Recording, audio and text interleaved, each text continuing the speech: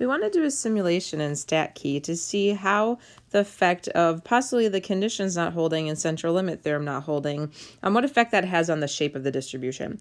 So for cases in 6.1.2 A, B, and C, what we're doing in 6.1.3 is doing a simulation with 3,000 samples to see what shape we are seeing. So when we have samples of size 10 pulled from a population of with p equal 0.2, what do we see as the distribution of our p-hats? So if we go to the sampling distribution for the proportion and set our values here of samples of size 10, and we also need to set the true population proportion, so we'll edit the proportion here to be 0.2. And if I simulate then 3,000 samples by clicking that 3 times, we can look at this distributional shape and see it is skewed to the right. So for that first case, we're seeing that we do not have something that is symmetric or normal looking, but something that is right skewed. In B, recall in the last example that our conditions were met when we had a sample of 100 and p of 0.6.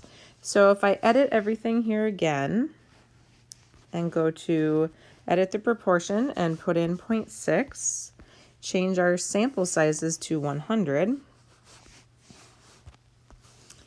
and simulate 3,000 samples again, we can see that the distribution of the p-hats here is symmetric or normal looking.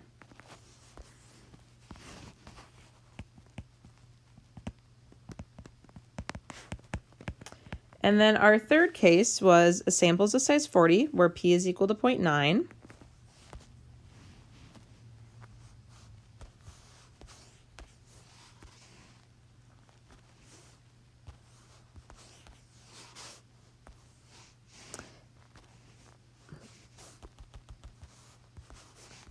And so if we simulate 3,000 here, we can see that these are not symmetric but skewed to the left.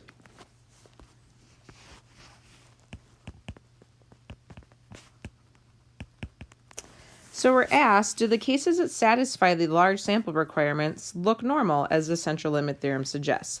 Up here when we did this last example, this one was the only one that satisfied the requirements, and we do see that when those requirements hold, we do have a symmetric or normal looking graph. In cases A and C, where the conditions were not met, we can see that we do not have this normal or symmetric looking graph yet. So this is meant to illustrate why these checks of these conditions are important, because as we go through this section, we're going to be using the normal distribution for either calculating our test statistic, or finding our p-values, or calculating our confidence intervals. And so we need to ensure that using the normal distribution is actually valid, and that is checked through making sure our conditions are met and the central limit theorem holds.